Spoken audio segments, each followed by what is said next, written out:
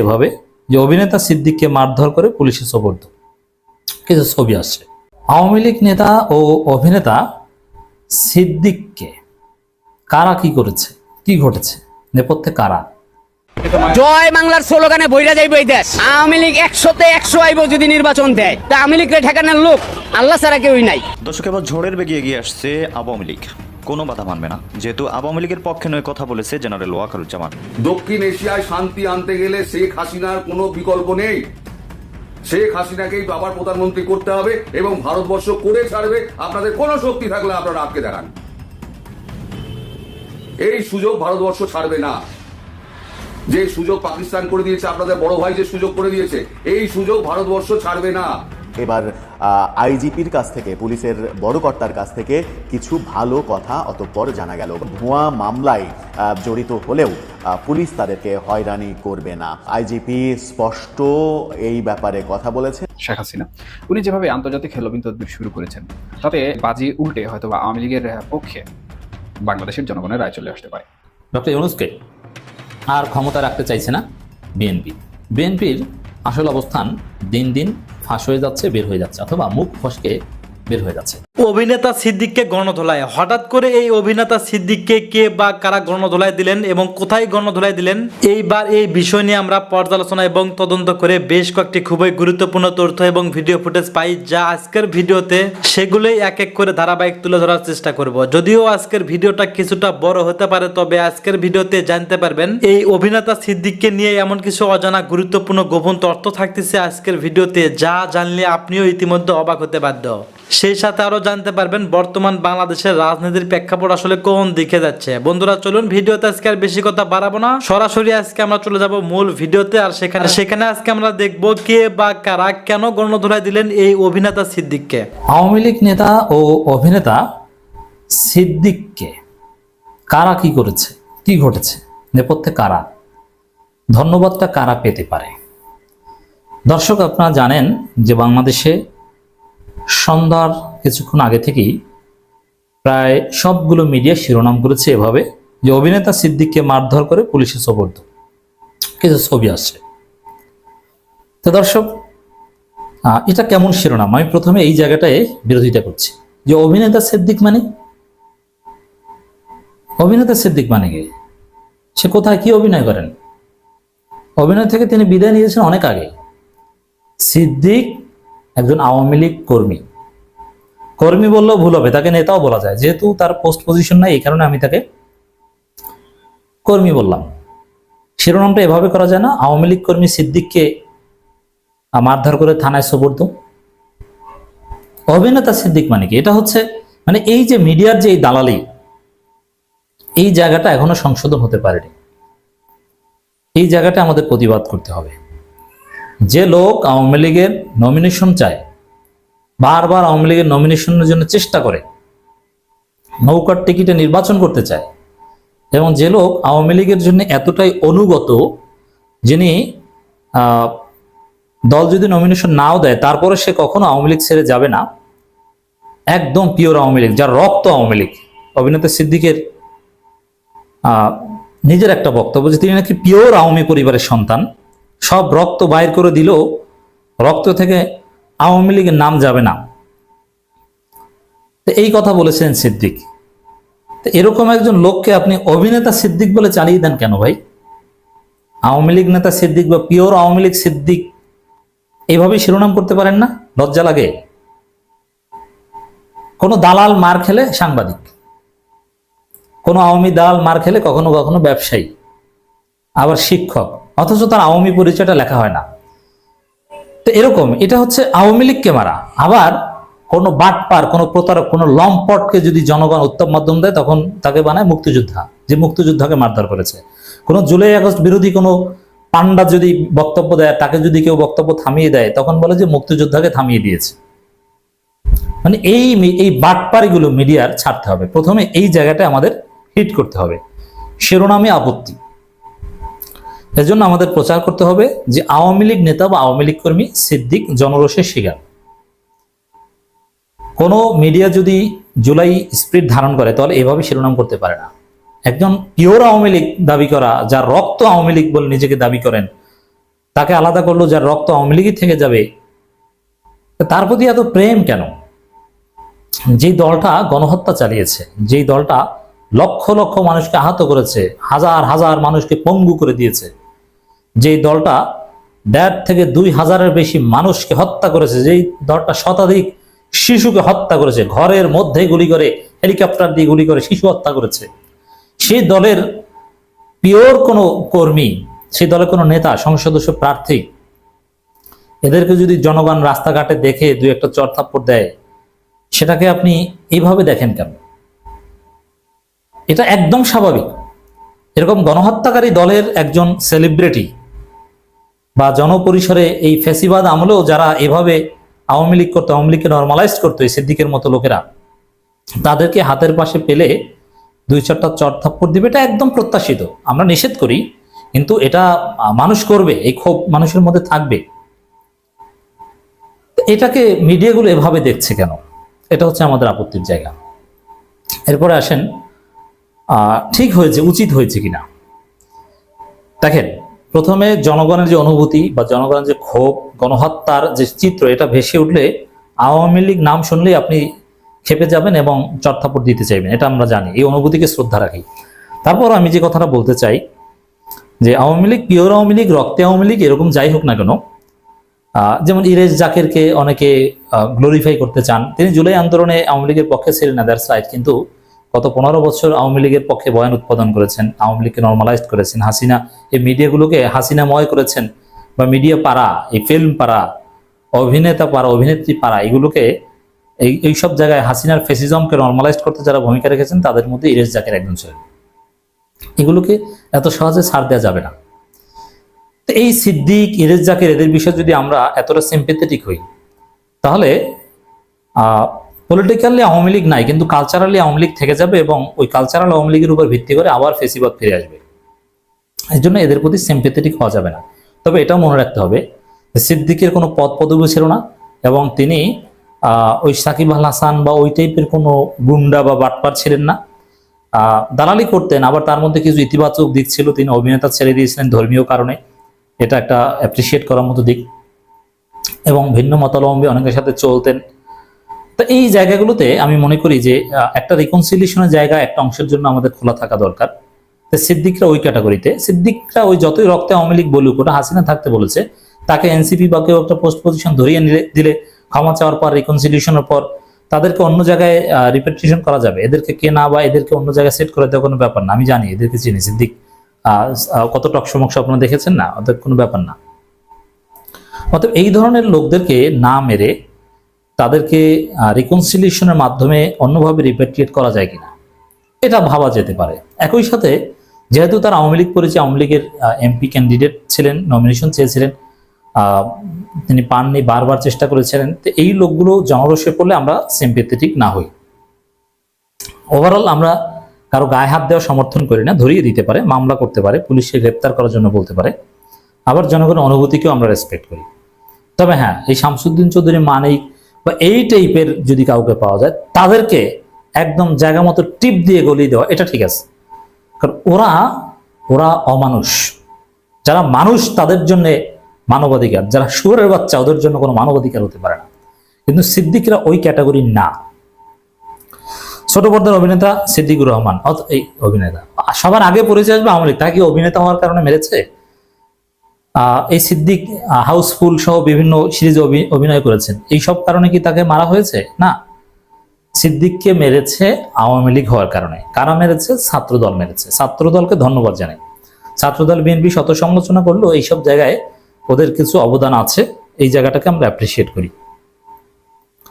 একদল যুবক, এরা ছাত্রদল। কাকরাইলে এই ঘটনা ঘটে, দুপুরের পর থেকে সামাজিক ভিডিও যোগাযোগ মাধ্যম ছড়িয়ে পড়েছে। ভিডিওতে দেখা যায় কয়েকজন যুবক সিদ্দিককে দুপাশ থেকে ধরে টেনে হেঁচড়া করছেন। এ সময় সিদ্দিককে পোশাক ছিঁড়ে ফেলা হয়। এই ভিডিওতে এক যুবককে বলতে শোনা যায়, আমরা সিদ্দিককে, আওয়ামী লীগের একজন দালালকে আমরা পুলিশ হস্তান্তর করছি, রাইট? এখন পোশাক ছেঁড়া, এটা এই ধরনের গণহত্যাকারী দলের ক্ষেত্রে অত্যন্ত সিম্পল একটা রিয়াকশন, এটা কিছুই না।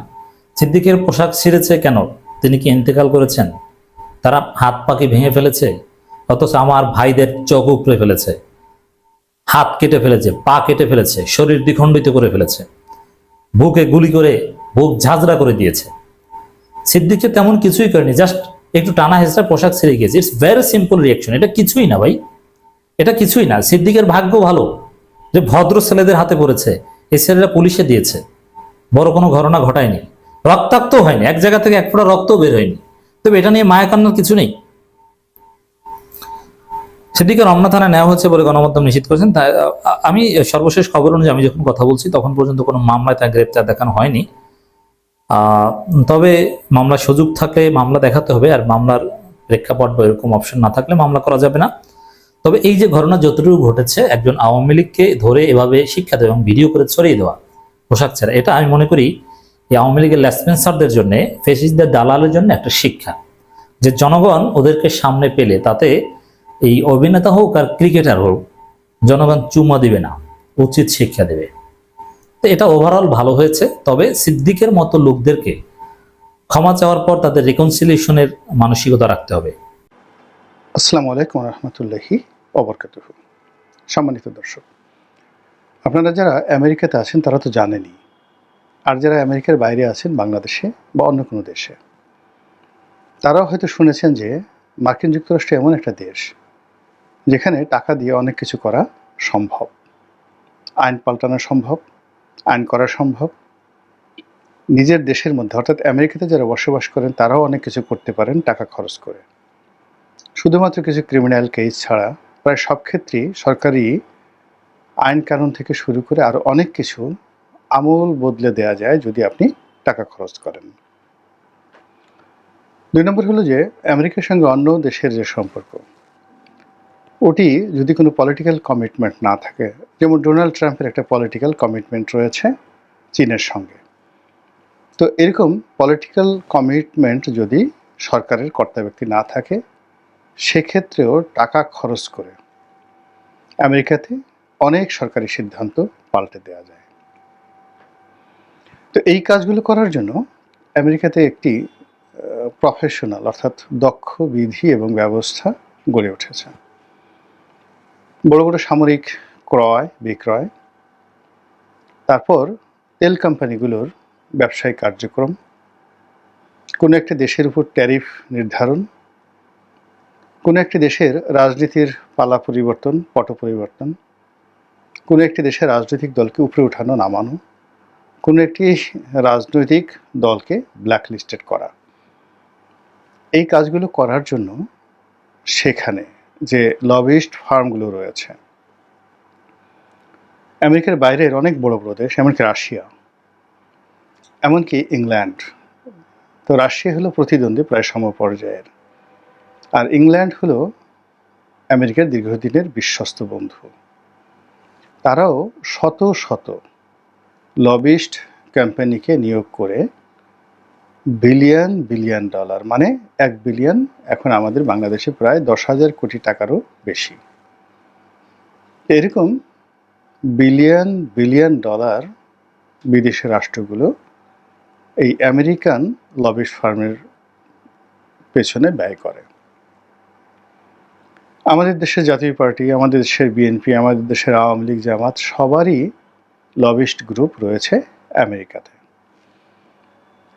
তো এই লবিস্ট গ্রুপগুলোর মধ্যে একটা নির্দিষ্ট সময় জামাত খুব সফল হয়েছিল,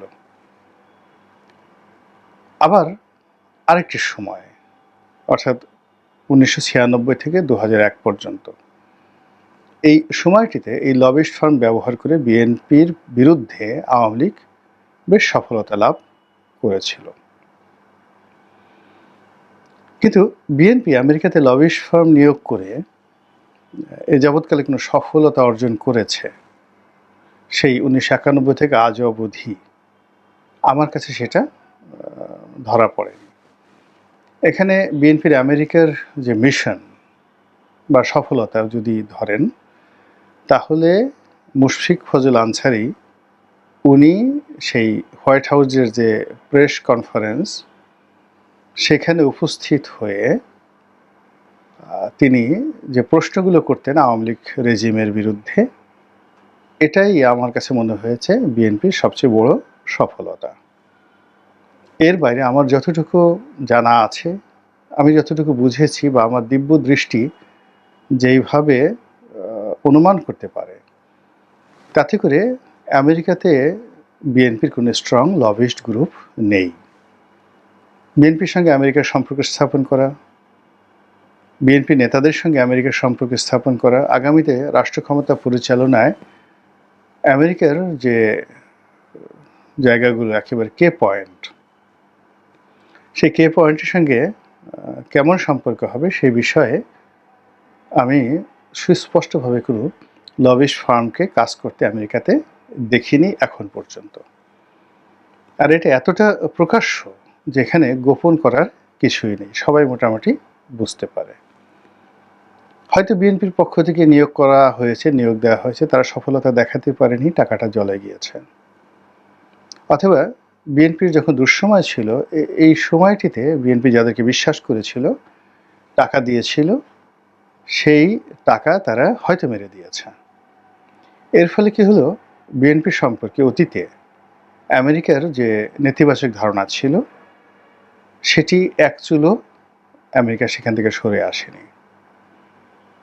বর্তমান বাংলাদেশের বাস্তব প্রেক্ষাপট এবং শেখ হাসিনার জামানার শেষ দিকে এখানে মার্কিন রাষ্ট্রদূত কেন্দ্রিক বা দূতাবাস কেন্দ্রিক একটা দৌড়াদৌড়ি আমরা বাংলাদেশে দেখেছি, এটি দূতাবাস পর্যন্তই।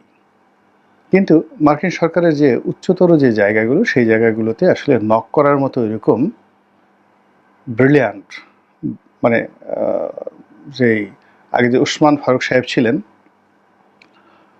ওনার মতো এরকম প্রাজ্ঞ, রিয়াজ রহমান সাহেবের মতো প্রাজ্ঞ, শমশের মবিন সাহেবের মতো প্রাজ্ঞ, যারা সত্যিকার অর্থে ডিপ্লোম্যাসি বোঝেন, তো এরকম কোনো ভারী লোক আমেরিকাতে মুভ করেছে, লবিস্ট ফার্মদের সাথে যোগাযোগ করেছে, আমার নজরে এখন পর্যন্ত আসেনি। ফলে বিএনপির যে সমস্যা আমেরিকার সাথে, সেই সমস্যাগুলো আগে যেভাবে ছিল ওভাবেই আছে, আর এখন এই বর্তমান জামানাতে আরও নতুন করে যুক্ত হয়েছে। তো এই বিষয়গুলো নিয়ে ডিটেলস বলার আগে বলে নেই যে আমেরিকাতে যে জিনিসগুলো হচ্ছে এই মুহূর্তে, সেটি হলো আওয়ামী লীগ দুই হাতে টাকা খরচ করছে, দু হাতে টাকা খরচ করছে, এবং আমেরিকার যে লবিস্ট ফার্মগুলো আওয়ামী লীগের নিয়োজিত, তারা বেশ সফলতা দেখাচ্ছে।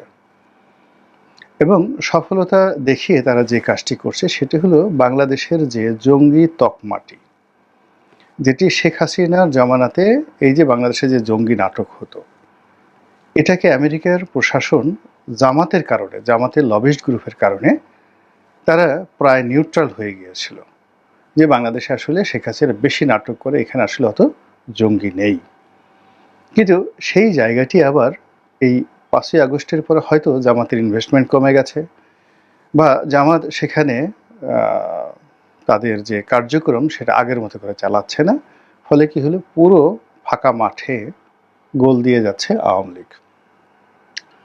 তারা বাংলাদেশে নতুন করে জঙ্গিবাদ উত্থান হচ্ছে, এবং এই রাষ্ট্রটি আমেরিকার জন্য, পশ্চিমাদের জন্য একটা থ্রেট। বর্তমান সরকার এবং আগামীতে যারা রাষ্ট্র ক্ষমতায় আসবে তারা জঙ্গিবাদের মদদ দেবে, এবং এই জঙ্গিবাদ এখানে এতটা বিস্তার লাভ করবে যেটি কিনা পুরো ভারতকে তছনছ করে দেবে এবং পাকিস্তানকে নিয়ন্ত্রণ করবে। এইরকম একটা অপপ্রচার মার্কিন যুক্তরাষ্ট্রে তুমুলভাবে শুরু হয়ে গেছে, এবং সেটা কেবলই মাত্র যে মার্কিন সরকারের সাথে সম্পৃক্ত তা নয়, এটির সঙ্গে ওখানে যারা বাঙালি কমিউনিটি রয়েছেন, যারা জামাত ঘনিষ্ঠ, যারা বিএনপি ঘনিষ্ঠ, যারা বিভিন্ন সময় জামাত এবং বিএনপিকে পেট্রন করতেন, they have already got the bad signal. ফলে আপনি দেখবেন যে আমেরিকাতে এখন যে ধরপাকড় চলছে, এই জন্য বাঙালি কমিউনিটির মধ্যে এক ধরনের ভীতি ছড়িয়ে পড়েছে। বিএনপি এবং জামাতের সাথে যাদের সম্পৃক্ততা রয়েছে একদম আপার লেভেলে, তাদেরকে জঙ্গি মদতদাতা, জঙ্গি অর্থদাতা ইত্যাদি তকমা লাগিয়ে তাদের আমেরিকার বসবাসকে রীতিমতো কঠিন থেকে কঠিনতর করে দেওয়া হচ্ছে। ইউটিউবে যে সমস্ত লোক জামাতের জন্য জীবন দিতেন, এবং যারা বলা হতো যে জামাতের পয়সায় ওখানে চলেন, জামাত যাদেরকে টাকা দিয়ে নিয়মিত পোষেন, এবং তারা মরে গেল জামাতের জন্য তারা কাজ করে যাবেন। এরকম ডেডিকেটেড যারা ছিলেন সামাজিক মাধ্যমগুলোতে, ইউটিউব, ফেসবুক, টুইটারে, অন্তত নামকরা 1 ডজন সেলিব্রিটি রয়েছে আমেরিকাতে এবং ইউরোপে। ঠিক গত 15 দিনের মধ্যে যে ঘটনাগুলো মার্কিন যুক্তরাষ্ট্রে ঘটেছে, তার ফলে এই যাদের সেলিব্রিটি একটা মোড রয়েছে, ভাব রয়েছে, তারা সবাই কিন্তু ভুল পাল্টে ফেলেছে। জামাতের সঙ্গে তাদের কোনো সম্পর্ক নেই, তারা নিউট্রাল, তারা বাংলাদেশের যে কোনো রাজনৈতিক বিষয় নিয়ে নিরপেক্ষভাবে বিচার করেন, বিশ্লেষণ করেন। সকলের ভুল তারা ধরেন, বিএনপি, আওয়ামী লীগ, জামাত সবার, এবং এটা করেন দেশাত্মবোধ থেকে। এই জিনিসটি মার্কিন প্রশাসনের কাছে পৌঁছানোর জন্যে, অথবা মার্কিন নজরদারি এড়ানোর জন্য, অথবা তাদেরকে যে কোনো সময় গ্রেপ্তার করে তাদের সঙ্গে জঙ্গিদের কি সংশ্লিষ্টতা রয়েছে, মৌলবাদের কি সংশ্লিষ্টতা রয়েছে, জামাতের যে কি সংশ্লিষ্টতা রয়েছে, এই ধরনের কোনো নোটিশ না পাওয়ার আগেই তারা অনেকটা সেলফ সেন্সার্ড হয়ে একটা ভীতির কারণে দেখবেন যে বিএনপি বিরোধী এবং জামাত বিরোধী বক্তব্য দেওয়া শুরু করে দিয়েছেন অনেকে।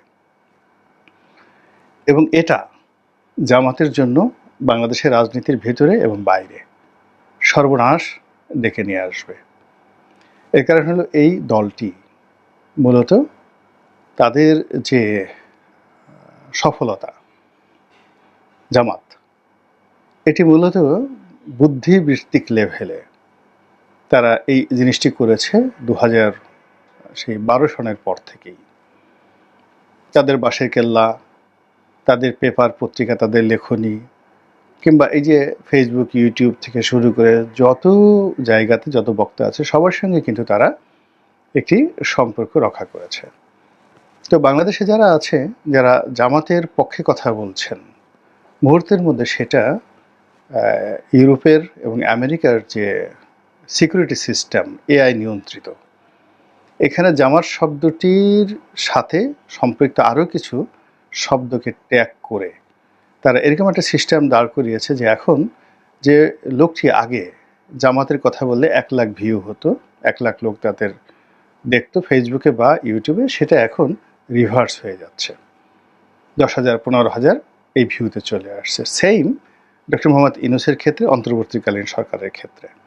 আচ্ছা, আজ থেকে 4-5 মাস আগে যারা সরকারের পক্ষে কথা বলতেন তাদের যে ভিউ হতো, ওটা এখন ইউটার্ন নিয়েছে। অর্থাৎ এই যে মার্কিন প্রতিষ্ঠান গুগল, মার্কিন প্রতিষ্ঠান ফেসবুক, তাদের টোটাল এআই সিস্টেমে এখন এই বর্তমান সরকার এবং জামাতকে এবং বিএনপিকে এমনভাবে এখানে কোড নম্বরের মধ্যে ফেলে দেওয়া হয়েছে যে যে সকল লোক সামাজিক মাধ্যমে তাদেরকে প্রমোট করার চেষ্টা করছে, কথাবার্তা বলার চেষ্টা করছে, ওই চ্যানেলগুলোরও 12টা বাজবে। এবং একই সঙ্গে ওই লোকগুলো যদি বিদেশের মাটিতে থাকেন, তারা সরকারের নজরদারিতে থাকবেন। যারা দীর্ঘদিন এই ইউটিউব করেন তারা এই জিনিসগুলো বুঝে গেছেন। This is the algorithm of YouTube and Facebook.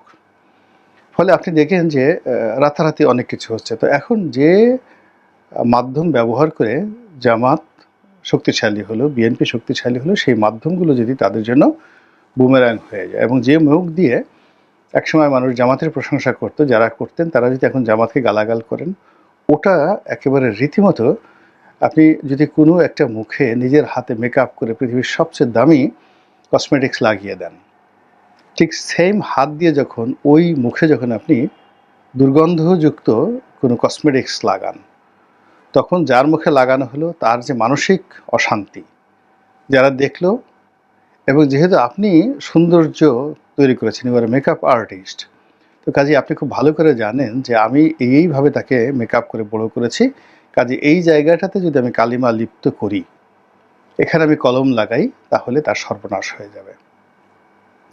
তো সেই কাজটি এখন অনেকে করা শুরু করেছেন এবং আগামীতে এটার পরিমাণ আরও বাড়তে থাকবে। ফলে জামাতকে তাদের এই যে সোশ্যাল মিডিয়া কেন্দ্রিক যে ভাইব, এটার অ্যাগেনস্টে গিয়ে আওয়ামী লীগের মতো করে তাদেরকে তৃণমূলে যেতে হবে। সাংগঠনিক ক্ষমতা বাড়াতে হবে, এর কোনো বিকল্প নেই।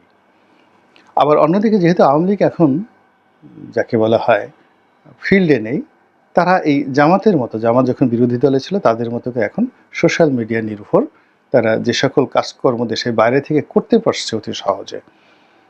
এর কারণ হলো আপনি জানেন যে পশ্চিমা এই গণমাধ্যমগুলো বা সামাজিক মাধ্যমগুলো তাদের হেডকোয়ার্টার প্রায় সব কিছুই দিল্লিতে।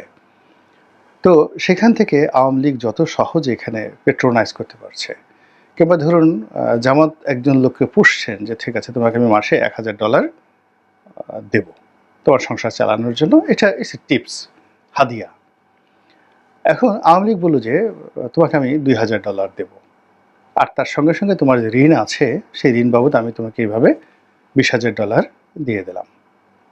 তো সঙ্গত করেন এটা কি ধরনের একটা বিপত্তি তৈরি করতে পারে, টাকা কি পরিমাণ বিপত্তি তৈরি করতে পারে, এইরকম কাজগুলো আওয়ামী লীগ তো জানে, আওয়ামী লীগ বুঝে। তারা রাষ্ট্র ক্ষমতায় থেকে অনেক মানুষকে কিনেছে, তো রাষ্ট্র ক্ষমতায় থেকে কিনেছে, এখন যেহেতু তাদের হাতে টাকা আছে তারা কিন্তু এই কাজটি দেশের বাইরে আমেরিকাতে ডলার উড়াচ্ছে, ইউরোপে ডলার উড়াচ্ছে, এবং বাংলাদেশে আপাতত তারা কিন্তু কোনো কর্মকাণ্ড করছে না, বাংলাদেশকে নিয়ে তারা ভাবছেই না। তো সেই অবস্থাতে হঠাৎ করে আপনি দেখবেন যে অনেকগুলো ডিফিকাল্টিস জামাতের কাছে চলে এসেছে, সরকারের সঙ্গে জামাতের, রাজনৈতিক দলগুলোর সঙ্গে জামাতের, তারপরে ইসলামিক দলগুলোর সঙ্গে জামাতের, ইসলামিক সংগঠনগুলোর সাথে জামাতের, ইউটিউবারদের সাথে, ফেসবুকারদের সাথে জামাতের, নানা রকম জটিলতা তৈরি হয়ে গেছে। এটা হলো ফার্স্ট পর্ব। দ্বিতীয় পর্বে, এই ঘটনারই দ্বিতীয় পর্বে গিয়ে পুরো জিনিসটি বিএনপির জন্য বুমেরাং হয়ে যাবে। এমনি এখন বুমেরাং হয়ে আছে, সোশ্যাল মিডিয়াতে তাদের কোনো অ্যাক্টিভিটিস নেই, এবং তাদের পক্ষে সোশ্যাল মিডিয়াতে এবং মূলধারার গণমাধ্যমে লেখার জন্য, বলার জন্য কোনো লোক নেই, there is no single one. ফলে ক্ষমতায় যাওয়ার আগেই বিএনপি নিয়ে যে সকল সমীকরণ দাঁড়িয়ে গেছে, যে সকল স্লোগান দাঁড়িয়ে গেছে, যে সকল ট্যাগ অর্থাৎ গালি বিএনপিকে নিয়ে দাঁড়িয়ে গেছে, এগুলো সমান হারে, আনুপাতিক হারে, গাণিতিক হারে বাড়তে থাকবে।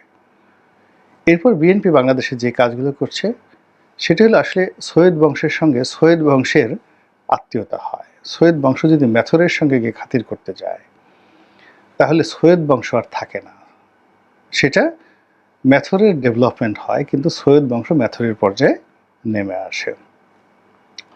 তো এখন এখানে রাজনৈতিক অঙ্গনে বিএনপি যাদের সঙ্গে ফাইট করবে, যাদের সঙ্গে বন্ধুত্ব করবে, যাদের সঙ্গে অ্যালাই করবে, এই ক্ষেত্রে একটা বিরাট শূন্যতা দেখা দিয়েছে। তারা যাদের সঙ্গে বন্ধুত্ব করার চেষ্টা করছে, তারা যাদের সঙ্গে শত্রুতা করার চেষ্টা করছে, উভয়টি তাদের জন্য বুমেরাং হয়ে যাচ্ছে, এবং তাদের যে কোয়ালিটি, তাদের যে লেভেল, তাদের যে আন্ডারস্ট্যান্ডিং, এটি নেমে যাচ্ছে। জনগণের নিকট তাদের যে মান, মর্যাদা, সম্মান, এটা কমে যাচ্ছে। দ্বিতীয়ত, বিএনপির প্রথম সারির যারা নেতৃবৃন্দ রয়েছেন তারা সবাই বৃদ্ধ হয়ে গেছেন, আর দ্বিতীয় সারির যারা রয়েছেন যাদের বয়স 60-এর নিচে, এদের জীবনের 15টি বছর, 16টি বছর, আরও বেশি, প্রায় 17-18 বছর তাদের এই 2006 থেকে আজ অবধি কেবল দৌড়ানির উপরে তারা ছিল। ফলে এদের প্রায় সবাই নানা রকম রোগে রোগাক্রান্ত। আর ছাত্রদলের যে গ্রুপটি, এই গ্রুপটি এখন এই 7 মাসে এত বিরূপ একটা পরিস্থিতির মধ্যে পড়েছে যে এই 7 মাসে তাদের রাতারাতি একেবারে হালুম করে ঝাঁপিয়ে পড়া সম্ভব হচ্ছে না। ফলে কি হচ্ছে, বিএনপি ট্যালেন্ট হান্ট করার চেষ্টা করছে।